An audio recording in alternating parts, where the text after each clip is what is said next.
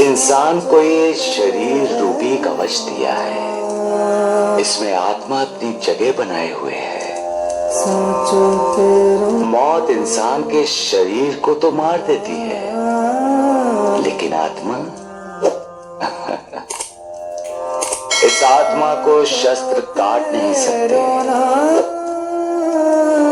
इसको आग जला नहीं सकती, जल गला नहीं सकता और वायु इसको सुखा नहीं सकती। इसीलिए साधु संत कहते हैं, इस सत्य को जानो और स्वीकार करो।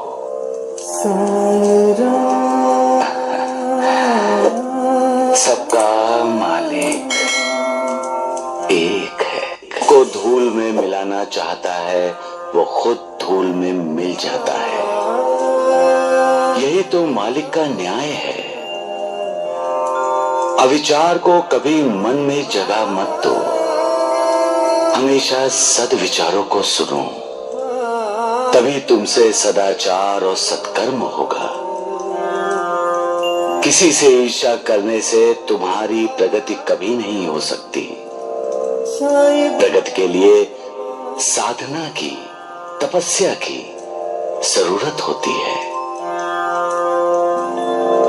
अगर तुम सफल साधक नहीं बन सकते तो तुम्हारा जन्म व्यर्थ है। और साधक बनने की पहली सीढ़ी है, न किसी की निंदा करो, न किसी की निंदा सुनो। दूसरों का बुरा कभी मत सोचो, कभी मत करो, भला करो। हर एक का भला, सबका मालिक एक। वो हमें वस्त्र पहनाकर ऊपर से नीचे धरती पर भेज देता है।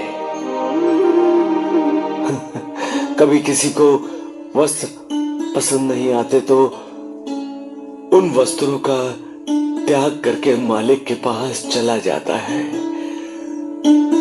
तब हम कहते हैं कि बेचारे की अकाल मृत्यु हो गई है, बेचारा कम उम्र था। बाकी सब मालिक के दिए हुए वस्त्रों का इस्तेमाल करते हुए मालिक के नाटक में अपनी भूमिकाएं निभाते रहते हैं, और जब भूमिका समाप्त हो जाती है तो चले जाते हैं। इंसान कम उम्र हो या लंबी उम्र वाला हो, जब भी इंसान मर जाता है तो उसके रिश्तेदार शोकाकुल होते हैं। रिश्तों का बंधन हर किसी को रुलाता है, हर किसी को भावुक करता है, व्याकुल करता है। गुरुदेव, बहुत ही कम लोग ज्ञानी होते हैं जो जानते हैं कि मृत्यु जन्म जन्मांतर के चक्र में से एक चक्र लांघने की सीढ़ी है, द्वार है।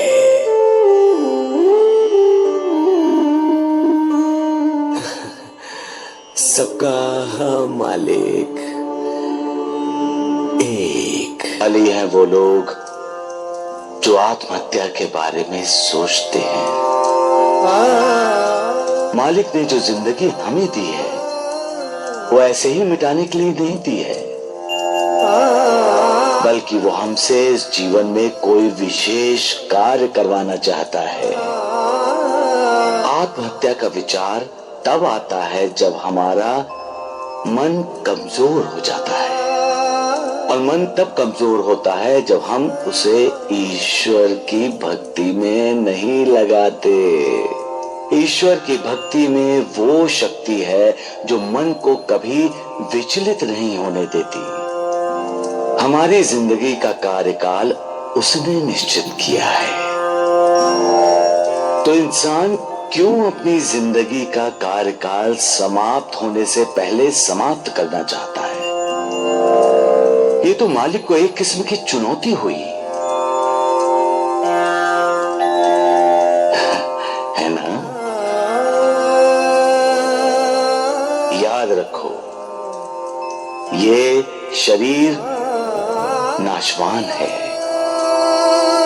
लेकिन इस शरीर के अंदर का अशरीरी ईश्वर का अंश है। और यही अशरीरी ईश्वरी अंश हमें आत्म साक्षात्कार करा देता है। सबका मालिक एक। स्वार्थ में इतना अंधा हो जाता है वो कि उसे न दोस्त दिखाई देता है, न भाई, न मां, न बाप। उसे सिर्फ एक ही रिश्ता नजर आता है, मैं और मेरा। मेरा पैसा, मेरा अधिकार। उसका किसी पर विश्वास नहीं रहता, किसी पर श्रद्धा नहीं रहती। सबसे नाता तोड़कर वो अविश्वास, लालसा, नफरत, वासना, इनसे नाता जोड़ लेता है।